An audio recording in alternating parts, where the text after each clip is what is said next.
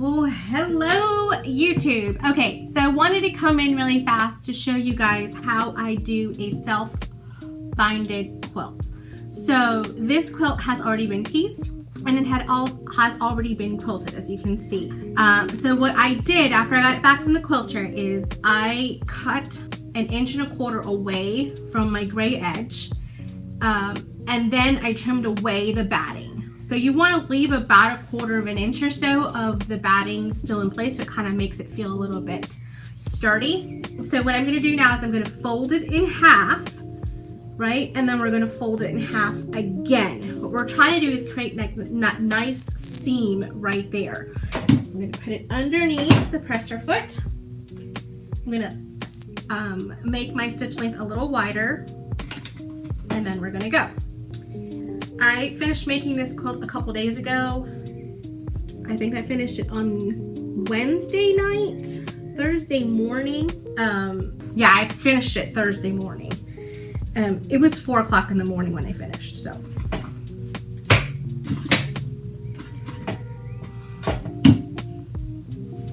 She's gonna go all the way around, and I'm gonna show you how we're gonna miter our corners.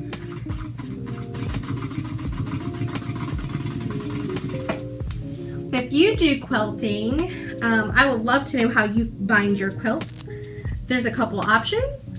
There's self-bound, so I'm teaching here, and then there's also binding with bias tape, and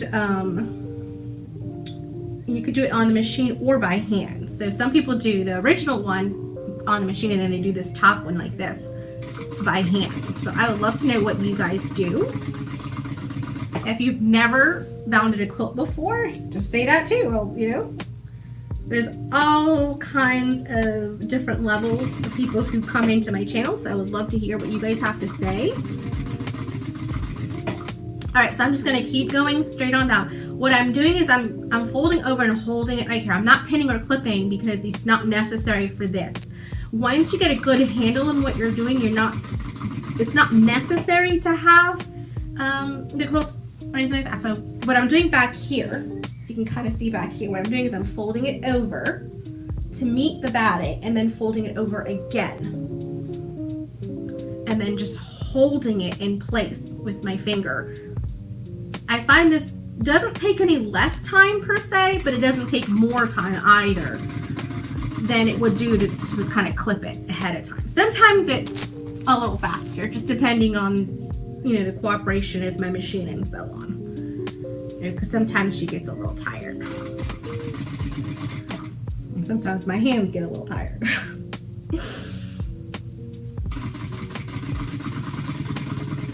Okay, I'm gonna keep on going. Okay, so right here when I'm coming up to this corner right here, I'm gonna take that, I'm going to crease it with my finger. I'm going to do the same thing like if I was going this direction, and I'm also creasing it. That crease is going to create like a little box, and then I'm going to trim away at that box. That helps with the bulk. So now I'm going to come in here, and this is where you may want to pin or clip if you need to. I'm just going to go ahead and hold that there with a pin right now, so that's being held right there. And then I'm going to fold this side down and over. So now this gets tucked in, and I create that mitered corner right there. So it's pretty much almost the same as when you were doing it the other direction. I just find this a lot easier personally, but if you don't, that's okay. There's different ways to do things. There's not a right or a wrong way. It's just different. I'm going back a stitch right now because I went a little too far. There we go. Okay. Now I'm going to turn it, and then we're going to continue on.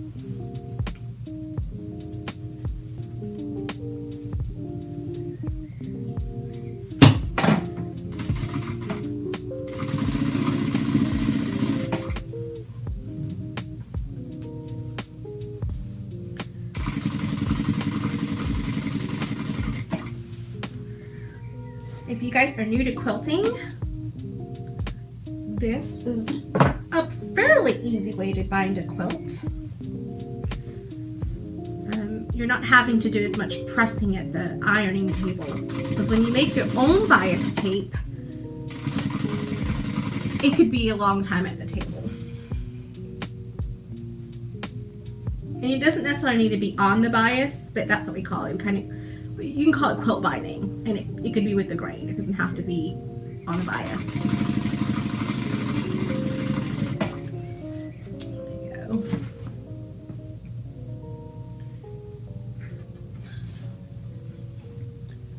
Do we have kiddos coming in? Yes, we do. We've got a class coming in. So you'll probably hear the door open and close.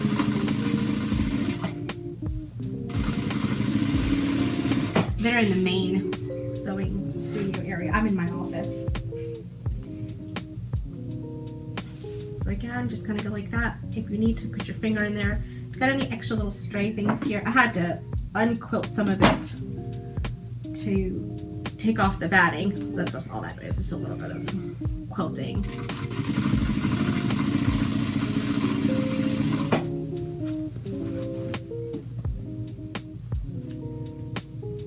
I got a little extra right there. I went a little extra fast and moved in a little bit off the side seam, but that's okay. The good thing about having a matching coordinating thread when you're doing this is it's very helpful, because in that way, if you do kind of swoop off a little bit, kind of like what I'm doing right there, then it's not as noticeable.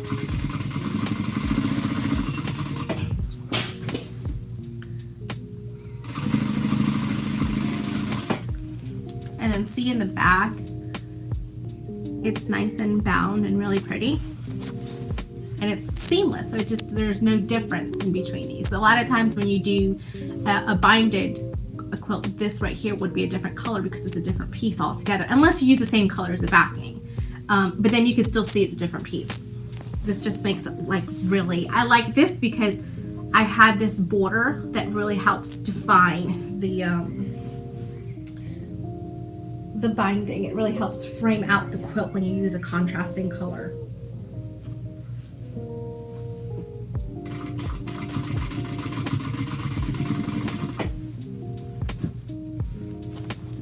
I'm trying to keep the quilt out the way.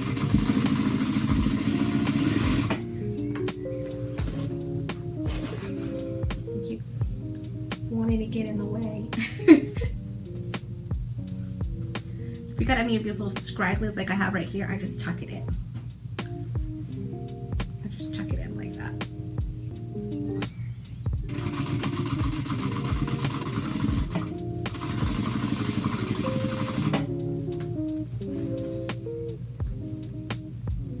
I call those wisps. You know, like your hair, sometimes it gets wispy. My hair does it all the time. I've got very curly hair. That stays wispy.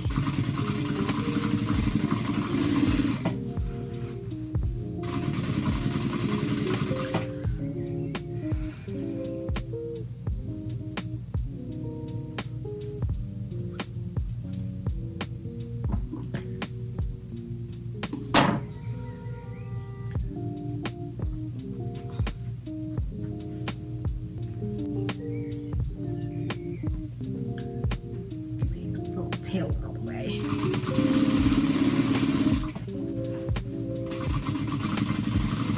This is not an extremely large quilt. Sorry guys, I'm bumping into you. This is a large throw blanket. My client wanted something that was, it's a male in her life who likes these 3 different teams. He likes the Cowboys, Yankees, and Carolina. And so then I kind of designed something around his likes, and it's masculine. So it's a nice gesture. She still hasn't seen the actual design. She just told me what she wanted, and I was like, okay, good, I got something for you. She's gonna be super excited when she sees it.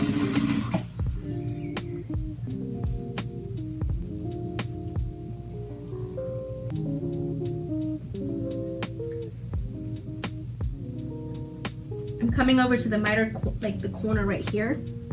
I want to show you what I'm doing before I get to it so that way you guys can see what I'm doing.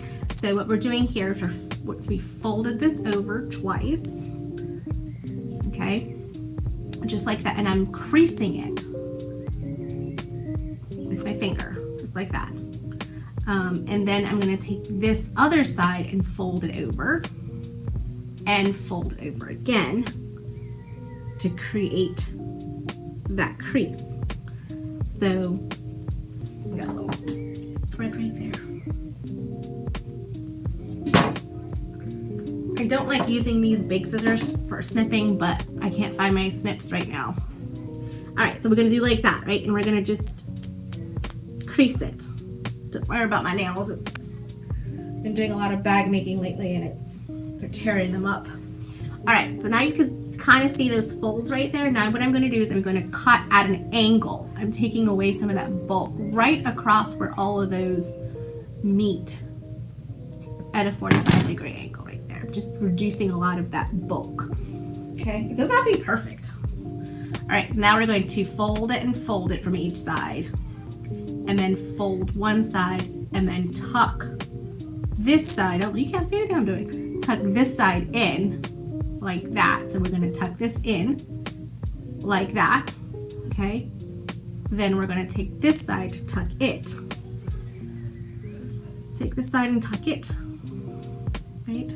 Both sides are tucked at this point, and then we fold it over again. And then that kind of just makes that mitered corner right there. See that? So that's pretty much what I'm doing. I hope that helps. I wanted to show you before I got too close to it so that way I could show you guys what I'm doing, because I'm doing it on this side closer towards me, and I have the camera on that side.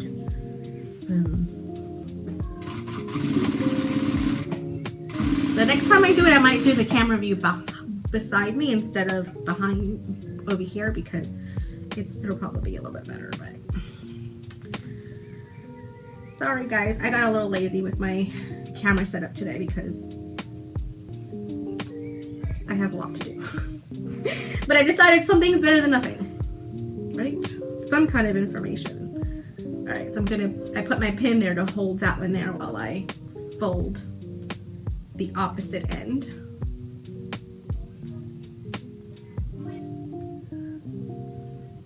Again, meet those up and pin it. So that's what I did. So I got my mitered corner there. There's some like cloth napkins out there that have this same technique when you're folding them. You're folding in the raw edge into itself, so you're not having to do extra binding. That's kind of helpful. I personally love binding though. I really do. This is one of my favorite things to do. Because Hillary's like, take it, because I don't like it. She's like, I don't like binding. I don't mind piecing, I don't mind quilting. I do not like binding. I'm like, I love binding. It's very satisfying.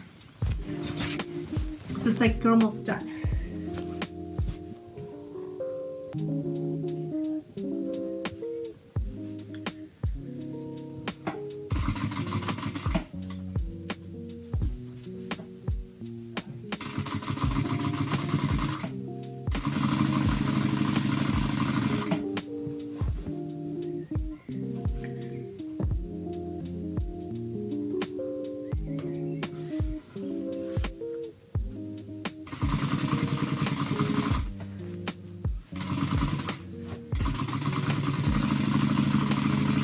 I'm having to adjust this right here because it's a very big quilt, but I have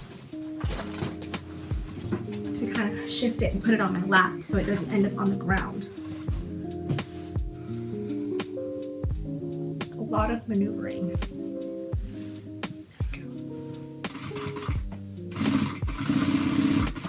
Janice is gonna love this. She's one of my favorite clients. She always comes to me with some really unique ideas and thoughts about what she wants me to make next. And I encourage it personally. I like creativeness. If you are someone who loves to sew or quilt, you know that sometimes you can get in a little bit of a rut, just doing the same thing over and over again, and it just becomes kind of bland. So Janice really spices things up for me in the sewing world. Okay. Coming up.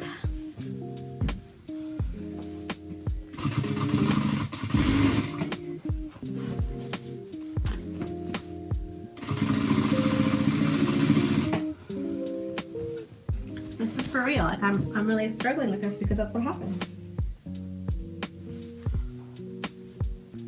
And it's not like struggle, like, oh, it's so bad, but it's just, you know, you gotta fight it sometimes.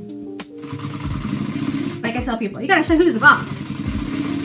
That's what I tell my students. You gotta tell who's the boss. Alright, I'm coming back to another corner, so I'm going to go ahead and start pressing it towards each other, making it like that so I can get that crease,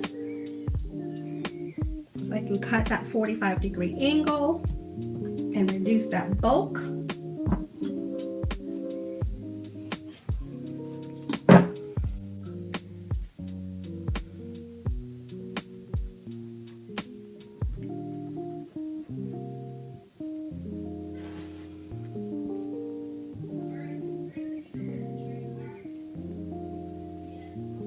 Class has started, so you might hear Miss Hillary in the background giving the girls instructions.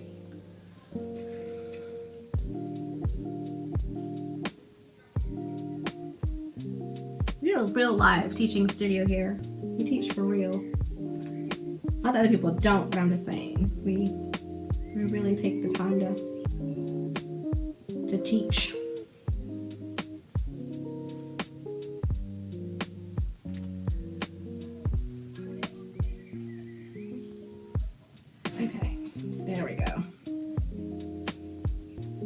This is the most I fiddle with it is at the corners. The rest of it is pretty easy to just fold it over and keep sewing.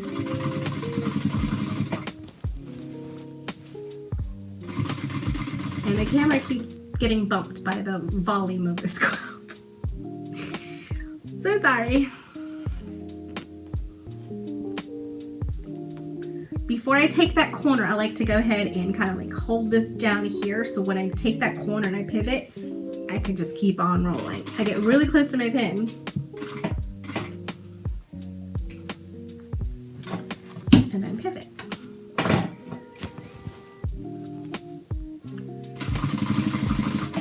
Beautiful those corners are. Oh, love it. A good mitered corner is just like, It's like, you know, a chocolate chip cookie that just came out the oven. It's so good. To me. I mean, some people may not like it. And that's okay. I love it. Oh, ran out of bobbin. Sure did. Go ahead and wind a bobbin. It was 4 in the morning when I finished my quilt last time, so I wasn't about to be like, hey, did I miss something? I'm having a little bit of a time right now, obviously, because I'm on video. Getting this bad boy out. There we go. Got it.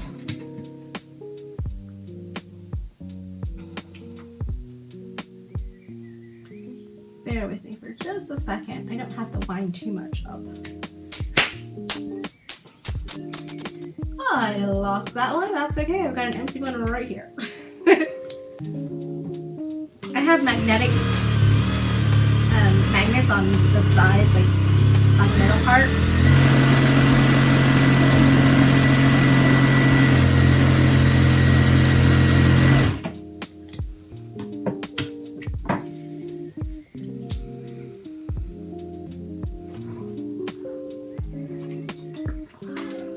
I didn't want to overwind it because if I do, then I'm just going to waste it because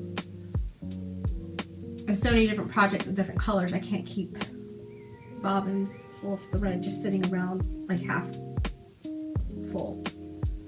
I could get more bobbins, but I already have like 20 bobbins.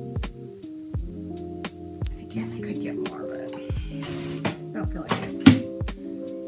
What did I do?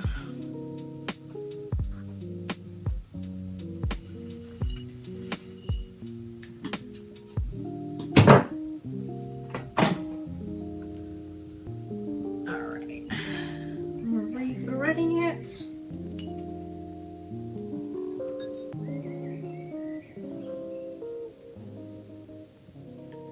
This is a cotton thread. It's a quilting thread that I got from Joann's. So it's pretty much the same one that the quilter used for the quilting itself. I like it because the cotton really can like withstand a lot. So can the polyester, but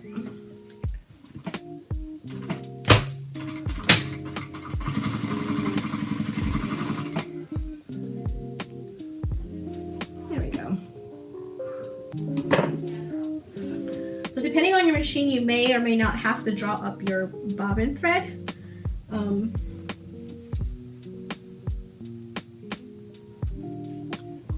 Mine did fine. It got a little nested, but I can clear that out. It's not the end of the world.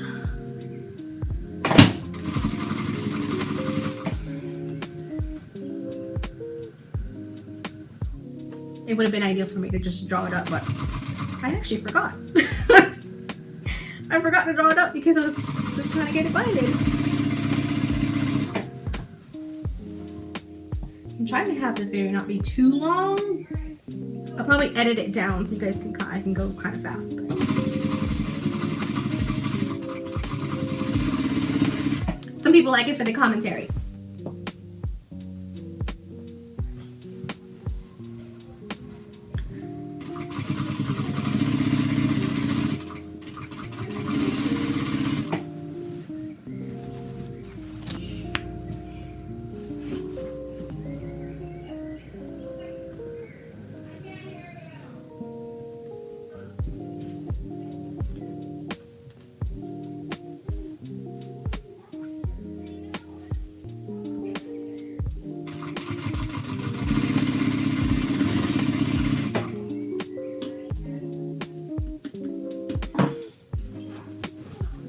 Coming up to my last corner.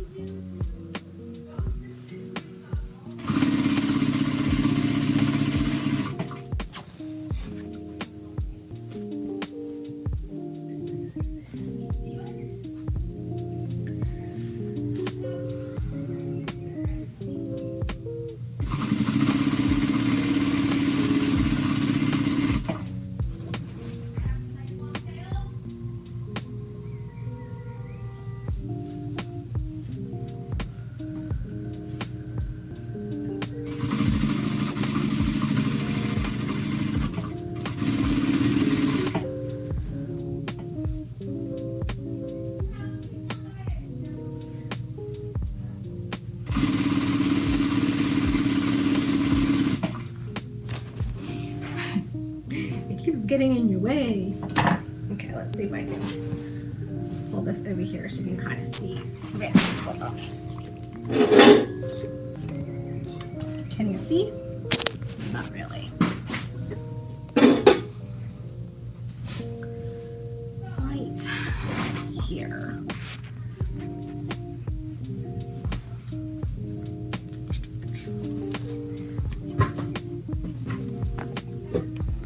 See a little bit better.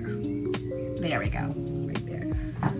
So I'm folding it once folding it twice. You kind of have to have it. There we go. Just wanted to make sure it was the same distance, and then do it again on this side. Once, twice, and really crease that right there. Okay. Then right there where everything intersects, you're going to do a 45-degree angle. Okay, I think I'm going to take a little bit more off because this one's kind of, there's a lot right here. And if you want to, you can kind of take off a little bit of that binding right there. Okay, so we're going to go like this. What we do first, fold this down so that it meets right there at that corner. Finger press it down. Fold it once, twice. Okay, and pin it. Okay, then with this side, you're going to fold it down, then fold it again. And you just want to kind of get that to kind of meet together really nicely. So this one did more of a 45-degree angle, and this one did no problem. Just bringing that down. Voila. So pretty. All right, we're gonna just stitch up to it.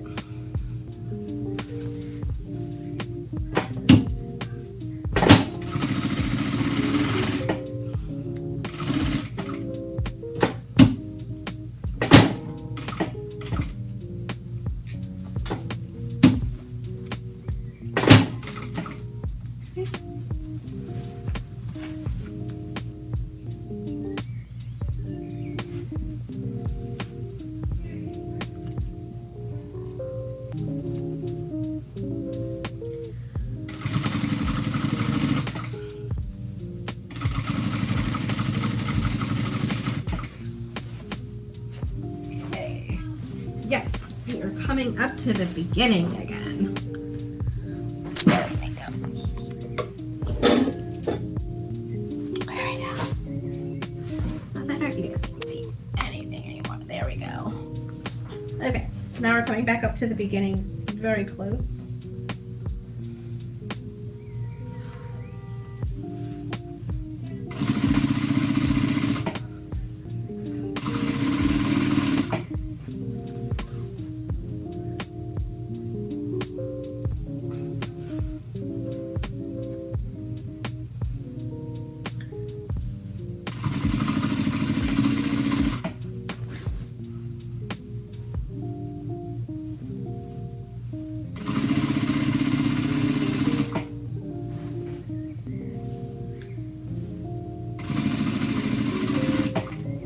We're coming back up to the beginning here. You guys may be able to see it if I move the quilt out the way. Just saying. Alright, so we're going to come up here, and you can kind of see where it's kind of gappy right here. Literally when you pull on it, it automatically wants to kind of tuck down. I'm like 5 inches away from the end right now.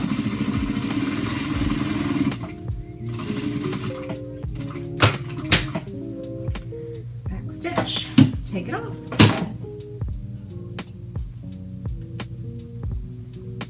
Okay. So we are done. It is gorgeous. I think my color is a little deeper blue than the actual binding, like the quilter did, but you can't tell really. That's my stitching right here, and that's hers. Can you see that? Not really. Yeah, that's the idea.